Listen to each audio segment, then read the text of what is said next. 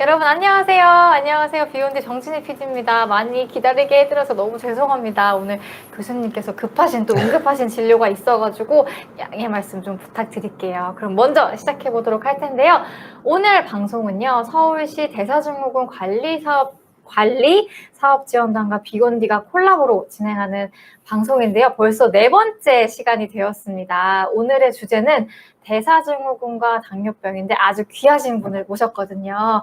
바로 경희의료원의 김수준 교수님 모셨습니다. 교수님 안녕하세요.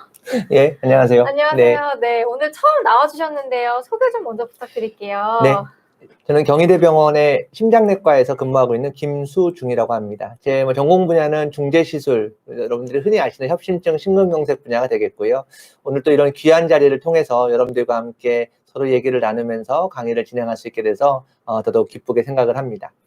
네, 소개 말씀 감사드립니다. 그래서 아까 말씀드린 대로 오늘 주제는 대사증후군과 당뇨병에 대해서 설명해 주실 내용인데요. 오늘 또 많은 PPT 자료를 준비해 와 주셨어요. 그래서 오늘 설명해 드릴 내용은 또 어떤 내용인지도 소개 좀 부탁드릴게요. 예, 여러분들이 알고 있는 것처럼 대사증후군은 5가지의 인덱스를 갖고 우리가 진단을 하게 돼 있어요. 근데 그 중에 중요한 그 리스크 팩터라고 하는 위험인자가 바로 당뇨병입니다. 그래서 여러분들이 많이 궁금해하시기도 하고 일반인들한테도 널리 퍼져 있는 위험인자 중에 하나이기 때문에 아마 이런 분야에 대해서 여러분들이 좀 더 귀를 기울이고 잘 알아두시면 대사증후군을 포함한 여러 가지 심혈관 질환의 위험인자를 관리하는데 많이 도움이 되시지 않을까 싶습니다. 네, 저도 귀 기울여서 시청자 입장에서 열심히 들어보도록 하겠습니다. 그럼 본격적으로 교수님께서 준비해 주신 내용 한번 시작해 볼까요? 네. 네, 요거 이렇게 넘기시면서 네. 설명해 주시면 되겠습니다. 예, 이게 뭐 중간중간 영어가 있는데 여러분들께 이렇게 쉽게 설명을 드리도록 할게요. 그래서 얘네 당뇨병의 뭐 최신비견 이런 식으로 제가 타이틀을 잡아봤는데 이 내용 중에 상당수는 2019년도 가장 최근 버전인데 이 당뇨병 학회에서 지침으로 내놓은 가이드라인을 위주로 해서 여러분들께 말씀을 드리고자 합니다. 여러분들께 제가 이제 그 설명을 드릴 때 가끔 괄호 안에 이와 같이 뭐 A, B, C, D 뭐 이런 식으로 그리고 클래스 1, 2, 3 뭐 이런 식으로 표현이 되어 있습니다. 요거는 우리가 어떤 그 권고안 가이드라인에서 말을 하는 이런 레벨 오브 에비던스 그리고 레코멘데이션 클래스 이렇게 이제 분류를 하는데 권고 등급이라는 거예요. 클래스 1은 절대적으로 따르라는 거고 네. 클래스 2는 이제 2가지로 나눠볼 수가 있습니다. A, B로 나누는데 A는 조금 더 이득이 많다예요. 그래서 reasonable이라는 영어 단어로 표현할 수가 있고 to be라고 하는 거는 consider라고 생각하시면 됩니다. 고려해 볼 수 있다 요거고 클래스 3는 차면 안 되는 거죠. 그래서 금기증이라고 생각을 하시면 됩니다. 그리고 이 근거 수준에서 A, B, C, E가 있는데 요거는 이런 가이드라인에서 명시하고 있는 권고 지침이 어느 정도의 증거 능력을 갖고 있느냐입니다. 쉽게 말해서 과거에 이루어졌던 여러 가지 임상 연구에서 이게 확실한 뒷받침을 하고 있다면 A, 그거보다 조금 못하면 B, 그리고 C, 그리고 이제 E는 이제 엑스퍼트 오피니언이라고 그래가지고 전문가가 그냥 권고를 하는 그런 수준으로 이해를 하시면 되겠습니다. 네. 자, 일단 먼저 대사증후군이라는 거는 5가지 인덱스라고 제가 말씀을 드렸는데 첫 번째 항목에는 복부비만이라고 되어 있죠. 그래서 흔히 이제 허리둘레를 기준으로 합니다. 그래서 남자에서 90, 여자에서 80. 여러분들 가끔 여성분들한테 85라고 써 있는 것도 보실 수가 있어요. 이건 인치 기준이기 때문에 33인치 이상 이렇게 이제 표현을 해서 85cm라고 명기가 되어 있는 경우도 있습니다. 높은 혈압이라고 해서 고혈압이 아니더라도 이게 수축기 혈압 기준 130 이상, 그리고 이완기 혈압 기준 85 이상, 또는 이제 약물을 복용해서 이런 혈압이 어느 정도 수준까지 유지되는 환자들도 포함을 할 수가 있겠고요. 네. 혈당 장애는 공복혈당 100을 기준으로 해요. 그래서 100 이상 되고 또 역시 마찬가지로 당뇨약을 드시고 있는 분들이 여기에 해당되는 겁니다. 그리고 이제 콜레스테롤은 2가지 관점에서 보고 있는데요. HDL 콜레스테롤이라고 해서 우리 보면 이로운 콜레스테롤이 알려져 있는 물질인데 남자의 경우 40 이하입니다. 그리고 여자의 경우 50 이하. 이럴 때는 이제 하나의 위험인자가 내 몸속에 존재한다라고 이제 생각을 하실 수가 있고 또 하나가 이제 중성지방. 그래서 중성지방이 150 이상이거나 이와 관련된 약물을 복용하고 있는 경우 이렇게 이제 5가지 항목을 기준으로 삼고 있어요. 그래서 이 5가지 중에 3가지 이상이 충족이 되면 그러면 이제 대사증후군이라는 진단명이 붙게 되는 겁니다. 네. 그래서 이제 그 중에 제일 중요하다고 제가 말씀드렸는데 사실 뭐 혈압도 굉장히 중요합니다. 우리가 심혈관 질환의 위험인자들 여러 가지를 평가할 때 이런 사인을 포함해서 사망까지 포함해서 실질적으로 이런 리스크 팩터라고 하는 위험인자가 얼마만큼 질환과 관련이 있는지를 평가하는 척도에서는 넘버원은 혈압이에요. 그래서 고혈압이 굉장히 중요하다라는 거. 근데 또 이해 못지않은 위험인자 중에 하나가 바로 당뇨병이기에 오늘과 같은 시간대에 이런 당뇨병에 대한 주제가 다뤄지지 않나 이렇게 생각이 되어지고요. 네. 먼저 당뇨병의 진단 기준이 여러분들 굉장히 중요하죠. 그래서 공복시 혈당 기준으로 했을 때는 100 이상이 되면 일단은 위험 신호라고 생각하시면 됩니다. 그래서 정상 기준은 100 미만. 그리고 75g 경구 당부화 검사를 해서 2시간째 뽑은 혈당은 140을 넘어서면 안 됩니다. 네, 요게 이제 정상에 대한 진단 기준이 되겠고요. 당뇨병을 진단할 때는 3가지 인덱스를 보는데 당화혈색소라고 해서 한 2, 3개월 동안의 평균 혈당치를 반영하는 지표가 있습니다. 요게 6.5 이상이면은 당뇨병이라고 진단할 수가 있습니다. 네. 그리고 8시간 이상 공복을 유지한 상태에서 혈당을 뽑아봤을 때 126 이상이 나오면 당뇨병이라고 진단할 수가 있어요. 네.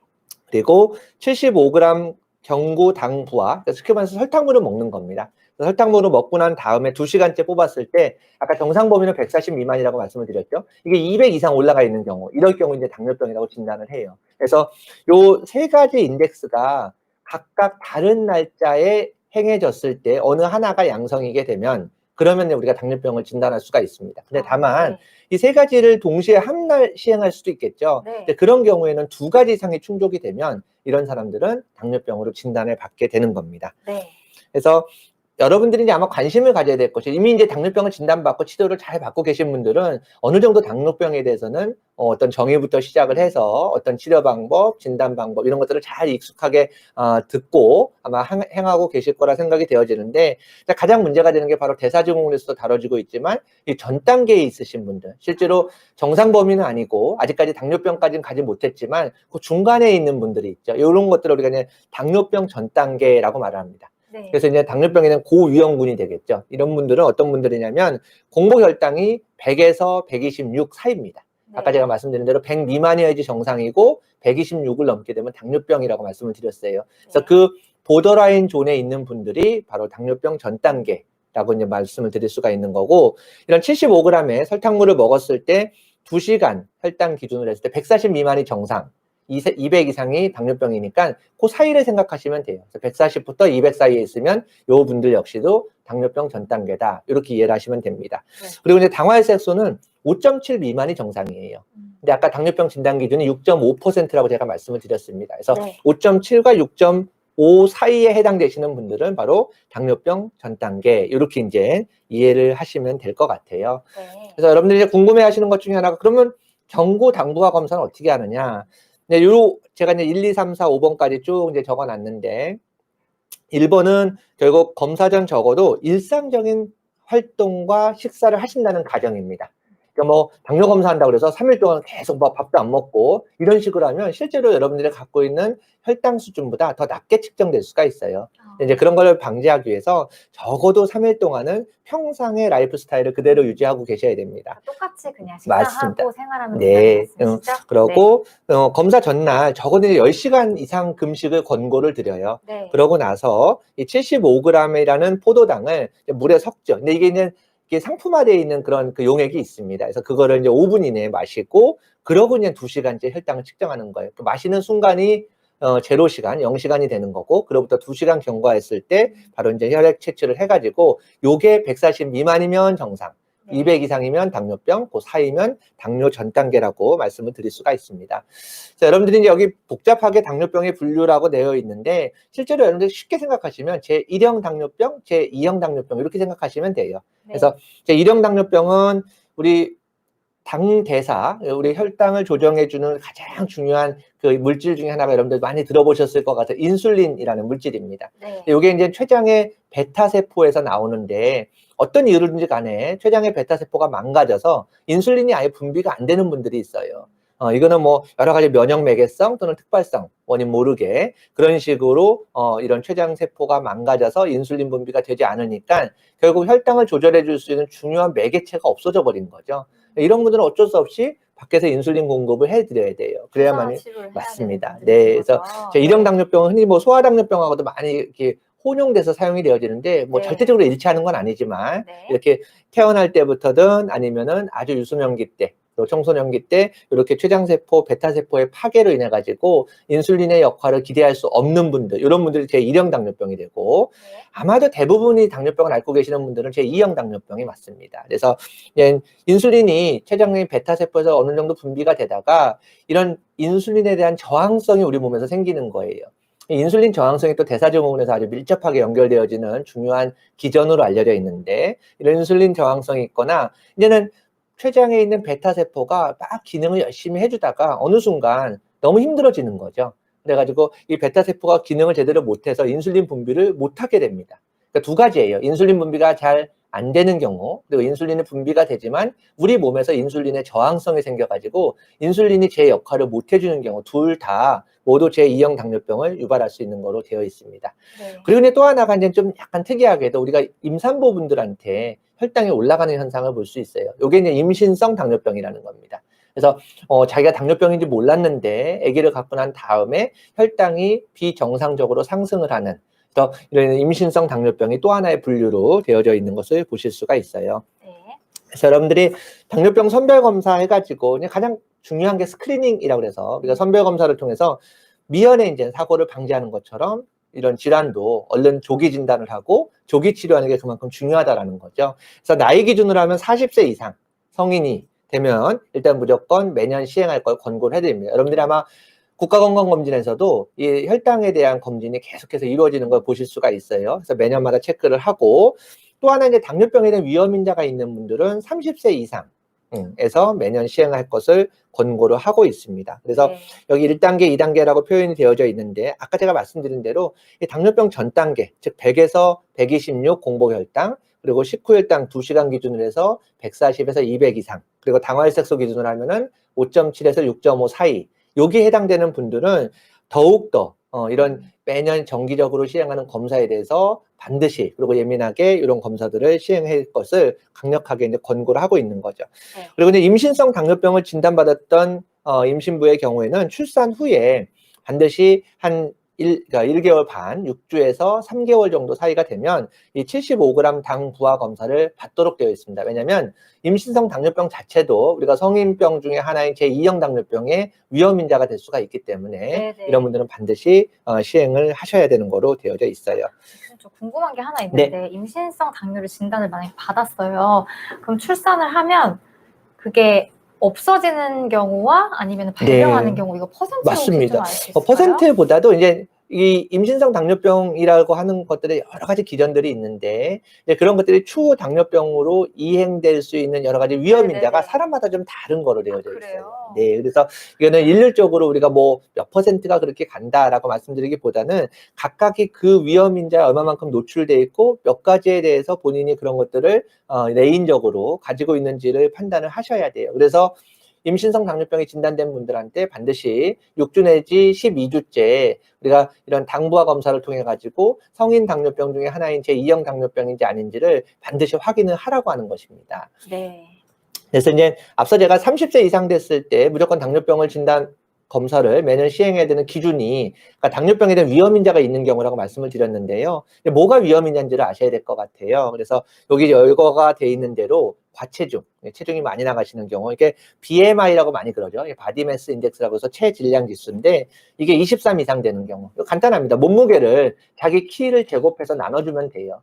요게 이제 23 이상 되면은 과체중이라고 말씀을 드릴 수가 있고 유전적인 배경이죠. 그래서 직계가족에 당뇨병이 있을 때 이런 것들, 그리고 공복혈당 장애나 내당능 장애의 과거력, 요게 바로 이제 당뇨병 전 단계에 해당되는 분들이 다 포함이 됩니다. 네. 그리고 이제 임신성 당뇨병, 그리고 임신성 당뇨병 환자분들한테 태어나는 아기는 몸무게가 굉장히 큰 거로 돼 있어요. 흔히 말하는 자이언트 베이비라고 하는데, 그래서 4kg 이상 그 출생할 때 몸무게를 갖고 난 아기를 만약에 출산한 병력이 있다면 이것도 굉장히 중요한 위험인자가 해당되는 겁니다. 그래서 고혈압 140에 90 이상 또는 약제를 복용하고 있는 경우, 그리고 콜레스테롤 수치, 아까 HDL 낮은 경우, 그다음 중성지방 높은 경우 이런 것들이 해당되는 거고, 또 이제 인슐린 저항성을 유발하는 몇 가지 질환들이 있습니다. 이런 거는 조금 이제 스페시픽하기 때문에 특기적이기 때문에 제가 여기서 말씀을 드리지 않지만, 그리고 심혈관 질환이라든지 각종 스테로이드와 같은 약물에 노출될 수 있는 기회가 많았던 경우. 그래서 아까 우리 PD님께서도 질문해 주셨지만 이런 인자가 얼마만큼 내재되어 있느냐에 따라서 임시성 당뇨병도 나중에 이스태블리시되어 있는 당뇨병으로 갈 수 있는 가능성이 이제 경해지는 거죠. 그래서 이런 것들이 있을 때는 반드시 사전에 40세가 아닌 10년 정도 땡겨서 30세부터 매년 시행을 해가지고 당뇨병에 대한 이런 진단 유무를 확인을 하시라라고 되어 있는 겁니다. 네. 그래서 여기 이제 간단히 당뇨병 위험도 체크리스트가 있는데요. 여기 보면은 질문 내용 중에 나이가 되게 중요하죠. 이게 여기 그러네요. 점수가 열거돼 있어요. 0.1점인 것도 있고 2점까지 있는 것도 있고 3점짜리가 있는데 이 3점짜리 중에 제일 중요한 게 두 가지입니다. 나이와 허리둘레예요. 허리둘레. 네, 그래서 네네. 그만큼 이제 나이에 따라서 나이가 증가하면 당뇨병에 이완될 가능성이 높다라는 겁니다. 예, 그런 거고 허리둘레가 또 되게 중요해요. 아까 제가 그 복부 비만이라고 네네네. 흔히 말하는 네. 그래서 대사증후군에서 첫 번째 인덱스가 바로 허리둘레였잖아요. 그래서 네네. 허리둘레가 만약에 높다면 이건 3점이 됩니다. 굉장히 네, 높아지죠. 그러네요. 예, 그러고 이제 유전적 배경, 부모님 중에 누가 당뇨병이 있었느냐, 있으면 1점, 없으면 0점. 그리고 혈압, 이것도 역시 1점의 가중치를 둡니다. 그리고 네네. 담배도 굉장히 중요해요. 그래서 담배를 피우고 있는지 아닌지. 그리고 이제 또 하나 이제 당뇨병과 또 뗄래야 뗄 수 없는 게 음주입니다. 예, 그래서 술 자체도 그렇고 술과 동반되는 안주나 여러 가지 식사 같은 것들이 역시 이제 우리 당 대사에 영향을 미칠 수 있는 중요한 소스이기 때문에 여기에도 이제 2점 정도의 가중치를 두게 돼 있죠. 그래서 그러네요. 이런 것들이 만약에 이렇게 썸메이션 다 합쳐가지고 결국 이게 5점 이상 되면은 당뇨병에 대해서 이제 위험에 노출됐다라고 생각을 하시면 되고, 여기 작은 글씨로 써 있지만 5점에서 7점보다 8점에서 9점으로 올라가면 2배.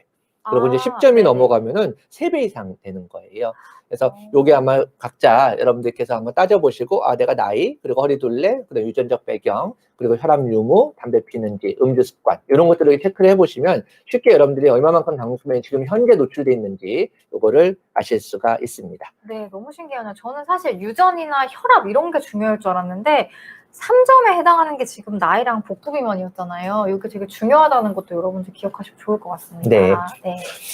또 오늘 임시성 당뇨병 선별과 진단해가 나오는데요. 뭐 선별 검사는 아마 산부인과 선생님들이 워낙 이런 것들은 스크리닝을 잘 해주시기 때문에 여러분들이 아마 선생님 설명을 잘 들으시면 되고, 임신 보통 6개월 전후로 해서 검사를 하게 돼 있습니다.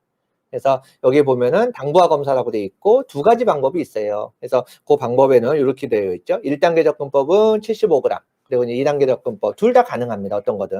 네. 2단계 접근법은 50g을 먼저 먹여보고 1시간 후에 140 넘으면 이제는 100g을 먹여서 두 가지 이상, 요 1시간, 2시간, 3시간 공복식까지 해가지고 두 가지 이상이면 임신성 당뇨병으로 진단하는 겁니다. 그래서 여러분들이 아마 이런 수치를 구체적으로 다 외우시기는 어렵겠지만 반드시 임신을 하시게 되고, 또 임신 후에 임신성 당뇨병에 대한 고위험군 또는 거기에 대한 여러 가지 위험 인자를 갖고 있는 분이라면 선생님과 잘 상의하신 후에 반드시 6개월 때 이런 검사를 받아보실 것을 권고를 드리는 겁니다. 네. 뭐 진단도 중요하지만 여러분들 예방이 굉장히 중요하겠죠. 네. 그래서 이 당뇨병의 예방은 뭐 어떤 리스크 팩터, 그러니까 어떤 위험 인자보다도 이 생활 습관하고 굉장히 밀접해요.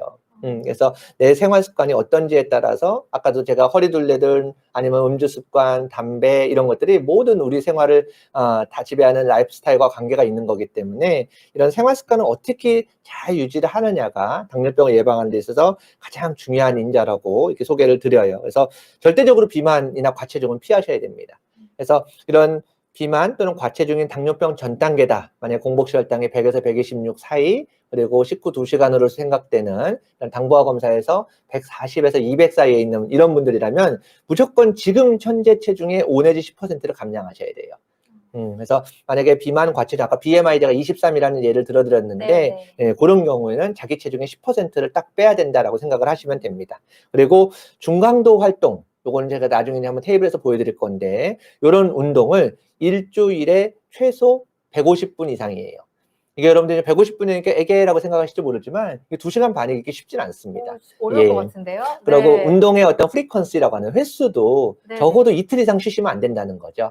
그러니까 적어도 하루 건너서 한다고 생각을 했을 때 일주일 네. 7일 중에 4일 정도 4일 정도를 합쳐서 150분 이상을 채우시려면 적어도 하루에 40-50분 이상씩 하셔야 돼요. 그러네요. 네. 그래서 그리 쉽지 않은 문제지만 이렇게 하셔야만이 당뇨병으로부터 자유로울 수 있다. 이렇게 이제 말씀을 드립니다. 그래서 뭐 당뇨병이 이제 불행히도 진단이 됐다라고 한다면 무조건 제일 우선 과제가 혈당을 조절하는 거예요. 네네. 정상 혈당으로 만들어주는 거죠. 그래서 보통 여러분들이 이제 뭐 식사나 이런 것들 영향을 가장 많이 받는 것 중에 하나가 바로 당 수치이기 때문에 보통 한 번의 어떤 테스트로서 혈당이 얼마만큼 조절된다를 평가하기는 굉장히 무리가 따릅니다. 왜냐하면 조절 잘 되는 분도 뭐 어떤 좋은 자리에서 좋은 음식을 만나서 많이 폭식을 했다. 그러면 혈당은 다 올라가게 돼 있습니다. 네. 네. 그리고 뭐 예를 들어서 입맛 없어서 한 2끼 굶었다. 그러면 당 조절이 전혀 안 되는 분도 혈당이 뚝 떨어져요. 재보면은. 그래서 우리가 보통 그거를 이제 그 치료가 잘 되고 있는지 안 되고 있는지 또는 약을 잘 먹고 있는지 안 먹고 있는지 복약 순응도라고 하는데 그런 것들을 평가하는 기준으로 삼기는 굉장히 불안정한 수치라고 말씀드려요. 그래서 보통은 이제 당화혈색소, 헤모글로빈 A1C라고 하는 건데 당화혈색소를 보통 목표를 갖고 있습니다. 그래서 6.5% 미만이에요.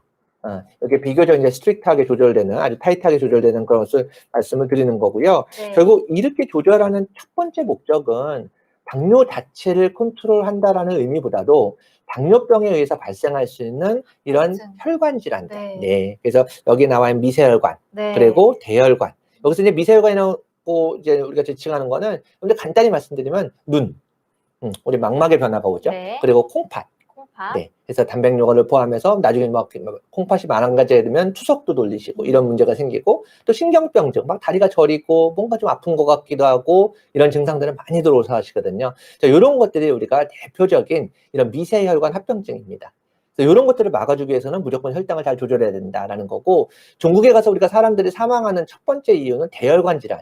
이게 바로 관상동맥 질환, 협심증, 네네. 심근경색, 그리고 뇌혈관 질환. 우리가 흔히 중풍이라고 부르는 뇌졸중, 그리고 이제 말초혈관 질환. 그래서 막 다리가 아프고 심지어는 이제 다리 혈관이 막힘으로써 괴사가 오고 뭐 절단까지 하는 이런 아주 비극적인 사태를 우리가 막아줘야만 한다는 거예요. 그래서 이런 혈관 질환에 노출되고 그 혈관 질환으로 이행되는 과정을 막아줄 수 있는 방법은 역시나 무조건 철저한 혈당 조절이라는 겁니다. 그래서 이런 것들을 우리가 당뇨 기준, 당화혈색소 기준 6.5% 미만으로 했을 때 가장 얘네들의 리스크, 위험을 낮출 수 있다라는 것이고요. 다만 여기에는 이제 사람들마다 이런 당화혈색소 기준 6.5%를 일률적으로 정하면 좋을 텐데 사람들의 어떤 약물 복용 순응도나 그 사람들이 갖고 있는 기대 여명, 그리고 그 사람들이 갖고 있는 여러 가지 이미 몸 안에 와 있는 합병증 유무 이런 거에 따라서 사실 헤모글로빈 A1C 당화혈색소의 기준은 조금씩 변화가 됩니다. 그래서 아마 이런 것들은 이제 네네. 치료를 하실 때 선생님들과 잘 상의를 하셔서 네네. 그렇게 이제 생각을 하시면 되고 네. 제1형 당뇨병, 이제 아예 이제 췌장이 망가져서 인슐린 분비가 안 되는 분들이죠. 이런 분들은 이제 당화혈색소가 7.0 미만입니다. 그래서 네. 이런 식을 혈당 조절 목표로 삼고 있다. 이렇게 이제 알고 계시면 될 것 같습니다. 네.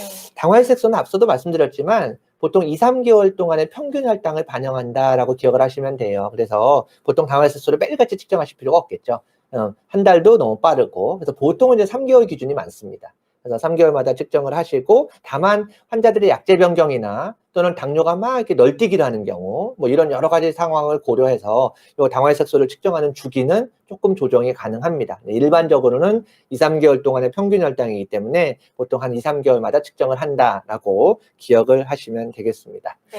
최근에는 이 자가혈당 측정기 많이들 아마 접해보셨을 수도 있고요. 네네. 당뇨병이 있으시다면. 이런 것들이 이제 많이 활성화가 돼 있어요. 그래서 환자분들이 직접 내가 얼마만큼 올라갔는지 또 먹고 난 다음에 음식을 내가 얼마만큼 혈당이 또 거기에 대해서 올라가는지를 평가를 하실 수가 있죠. 그래서 여기 쭉 열거가 돼 있지만 식사 전후 또는 주무시기 전에 또는 새벽녘 또는 운동 전후 또 저혈당이 이제 유발된 것 같은 증상을 느낄 때 이럴 때 우리가 수시로 측정을 해볼 수가 있는 거로 되어져 있고요. 요게 이제 최근에 나오는 개념, 물론 뭐 최근이라고 하기에는 조금 시기가 지났지만 이게 CGM이라고 그래가지고 Continuous Glucose Monitoring이라는 겁니다. 그래서 이거는 지속적으로 혈당을 감시하는 그런 장치가 네네. 여러 개로 이제 네네. 상용화가 돼 있습니다. 그래서 특히 이런 것들은 인슐린 요법을 받고 있는 분들, 그러니까 먹는 약 말고 주사제를 요하는 네. 이런 분들한테 많이 사용을 하고 있어요. 그리고 특히나 이 혈당 변동폭이 너무 큰 경우, 널뛰기를 한다고 아까 제가 표현해 드렸는데 어느 날은 막 200, 300이 나오고 어느 날은 막 70 뚝 떨어지고 이런 분들이 과연 연속적으로 혈당이 우리 몸에서 얼마만큼 조절되고 있고 어느 정도의 수준을 유지하고 있는지를 보기 위해서 이런 CGM이라는 장치를 갖고선 감시를 하고 그다음에 조절을 하는 거로 되어져 있습니다. 네. 교수님, 그런데 네. 다음 내용에 넘어가기 전에 너무 아쉬운데 시간이 너무 이제 지났나요? 시간이 이제 네. 다음 방송이 있어가지고 교수님께서 아쉽지만 한 정말 중요한 내용 몇 가지만 혹시 포인트로 네. 짚어주시면 도움이 될 것 같아요. 예, 지금까지, 일단 제가 다시 한번 또 사과 말씀을 드릴게요. 제가 오늘 네, 응급 아닙니다, 상황 아닙니다. 때문에 네, 제가 좀 맞습니다. 늦게 네, 오고, 아닙니다. 또 네. 여러분들께 너무 또 죄송하게도 제가 복장이 너무 불량해요. 제가 병원에서 아닙니다, 바로 아닙니다. 지금 네, 네. 뛰어오느라고. 그래서, 일단 제가 뭐 시간상 준비한 자료를 다 말씀드리지 못했는데요. 네. 근데 여러분들 당뇨병이라고 하는 아주 중요하고 아주 위험하고 그리고 반드시 또 우리가 정복을 해야 되는 그런 위험인자에 대해서 일단은 먼저 인지를 하시는 게 굉장히 중요하다는 점. 그 인지를 위해서는 일단 조기 진단이 굉장히 필요하겠고, 조기 진단 되기 전에 이런 당뇨병 전 단계에서 어느 정도까지 내가 내 몸 상태를 유지하고 조절해 주느냐가 굉장히 중요하다는 거는 아마 뭐 여러 번 말씀드려도 지나치지 않을 것 같습니다. 그래서 앞서 말씀드린 대로 40세 이상, 그리고 혹시라도 위험인자가 있는 분들이라면 30세 이상, 이때부터 매년 자기 혈당 관리를 하셔야 돼요. 혈당 관리라면 다름이 아니라 바로 측정이겠죠. 혈당을 측정해서 이게 조기 진단을 할 수 있는 그런, 앞서 제가 숫자 몇 개를 말씀드렸어요. 100 미만이 정상, 2시간 후는 140 미만이 정상입니다. 그리고 126부터 당뇨병, 공복시 기준, 그리고 2시간 후 200 이상을 넘으면 당뇨병. 그 사이가 바로 당뇨병 전 단계라는 거예요. 그리고 당화혈색소 기준 6.5%. 요거 여러분들이 기억하고 계시면 아마 진단에서는 제일 좋을 것 같습니다. 그리고 두 번째로 어떤 거가 과연 내가 당뇨병에 노출될 수 있는, 걸릴 수 있는 위험인자냐. 거기에 이제 몇 가지 제가 체크리스트도 말씀을 드렸다시피 일단 나이가 들어가면서 자연히 그 위험도는 높아진다는 점. 그리고 허리둘레를 포함해서 그리고 흡연, 음주, 이런 과거력들이 나한테 당뇨병을 유발할 수 있는 중요한 위험인자가 된다라는 사실을 꼭 기억을 하셨으면 좋겠고, 당뇨병과 혈압은 거의 같이 간다고 보시면 됩니다. 그래서 혈압도 굉장히 중요한 팩터다. 이런 것들을 여러분들 다시 한번 생각을 해보시면, 그러면서 이제 나머지 특수한 예, 임신성 당뇨병이라든지 이런 것들은 아마 지금 처해 있는 상황에서 관리해 주시는 선생님과 상의를 하시면 아마 여러분들이 당뇨병으로부터 자유로워지지 않을까 생각이 되어집니다. 네, 교수님 말씀 너무 잘해주셔가지고 보내드리기 너무 아쉬운데요. 제가 한 가지만 더 딱 질문을 드려볼게요. 아까 중강도 정도의 운동을 일주일에 250분 이상은 이제 격일로 최소한은 해야 된다고 말씀 주셨는데, 마지막으로 정말 제일 좋은 운동 한 가지만 꼽자면 무엇이 있을까요? 돈 들이실 필요는 없어요. 여기 제가 얼른 제가 슬라이드 한 장을 보여드리고자 하는데, 여기 중강도 운동이라고 되어 있는, 여러분 아마 모니터를 통해서 보실 수 있을 것 같습니다. 이게 우리 어머니들이 오셔서 흔히들 그러세요, 저한테. 네, 저한테는 주로 혈관에 스텐트를 넣으신 분들이 많이 오시는데, 그런 분들 중에 한 20에서 30% 환자분들이 다 당뇨병을 갖고 있습니다. 그래서 제가 직접 당뇨병을 조절해 드리는 분들이 많이 있는데, 우리 어머니들이 혈당 조절 안 된다고 제가 막 혼을 내요. 그러면 하시는 말씀이 한 4시간씩, 5시간씩 계속 걷는다고. 근데 그거는 여러분들 운동이 아니라고 생각하시면 돼요. 여기 보시면 아시겠지만 가벼운 운동의 대표적인 예로 걷기가 나오죠. 여기에 시속을 보세요. 시속 3km입니다. 그러니까 천천히 여러분들이 그냥 보행하시는 거예요. 그러니까 요거는 실질적으로 시간당 열량, 분당 열량을 체크해 보셔도 그리 많이 도움이 돼요. 물론 안 하시는 것보다 낫습니다. 네. 근데 아까 제가 중강도 운동이라고 표현을 굳이 꼭 집어서 말씀을 드렸던 이유는 우리 몸에서 이런 에너지 대사에 필요한 연료가 있습니다. 걔네들을 소모하는 기준들이 좀 달라요. 그래서 우리가 똑같은 운동을 한다 하더라도 어떤 경우에는 지방을 태우고 어떤 경우는 포도당을 사용하고 이런 것들이 있는 거죠. 그래서 중강도 운동이라고 꼭 집어 150분 이상을 말씀드렸던 이유가 바로 그런 것들인데, 여기 중강도 운동을 한번 보시면 여러분들 의외로 이 힘든 운동들이 꽤 많이 들어가 있어요. 네, 배드민턴도 들어가 있고 걸레질. 네, 맞습니다. 그래서 그런 것들, 격렬한 운동도 있죠, 여기 보면은. 그래서 이런 운동들을 하셨을 때 혈당 관리에 좀 더 용이하다라는 거죠. 그래서 이 운동의 인텐시티라고 하는데 강도가 굉장히 중요합니다. 그래서 여러분들 여기 딱 보면 걷기가 나와요. 걷기가 시속 5km입니다. 빠르게 걸어야 되는 네, 거죠? 그래서 여러분들 뭐 요새 런닝머신, 트레드밀이라고 하는 그런 것들을 많이 활용하실 수가 있고, 집에서도 또 구비가 돼 있는 분들이 있으니까 요 정도 이상의 속도를 놓고 내가 하루에 늘 꾸준하게 한 30분씩 한다라고 치면은 뭐 7일이면 37, 20일, 210시간이죠. 예, 이게 충분히 만족시킬 수가 있습니다. 그래서 이런 운동을 꾸준히 하시고, 뭐 매일같이는 불가능하다 그러면 이제 하루 건너서 하세요. 그래서 하루에 적어도 한 4, 50분 정도씩 이런 빠른 속도로 걷기를 하신다면, 그리고 굳이 운동기구 필요 없이 이런 동네에서 산책을 하셔도 충분히 가능합니다. 그래서 빠른 속보로 3, 40분, 4, 50분씩 매일 또는 격일로 운동을 하신다면 아마 이런 중강도 운동, 당뇨병을 예방하기 위한 운동 조건을 충분히 만족시키는 거라 말씀을 드립니다. 그렇군요. 이렇게 깔끔하게 정리를 해주셨는데요. 오늘 짧은 시간이지만 이렇게 알차게 강의를 너무너무 잘해주셔서 감사의 말씀 드리고요. 또 많은 분들 들어와주셔서 사실 질문도 많이 해주시고 응원도 많이 해주셨는데 다시 한번 감사의 말씀 드리고 못다한 질문은 저희 비욘드 홈페이지에 남겨주시면 또 멘토 선생님들께서 답변 주실 예정이니까요. 참고해주시면 너무 감사드리겠습니다. 그럼 이렇게 해서 당뇨병, 대사증후군과 연결된 내용에 대해서 설명해 주셨고 마지막에 어떤 운동까지 도움이 되는지까지 설명해 주셨는데요. 그럼 이렇게 해서 다음 방송을 위해서 마무리해 보도록 하겠습니다. 여러분 너무 감사드리고 교수님께서 감사의 말씀 드리겠습니다. 여러분 너무 감사합니다. 네, 감사합니다.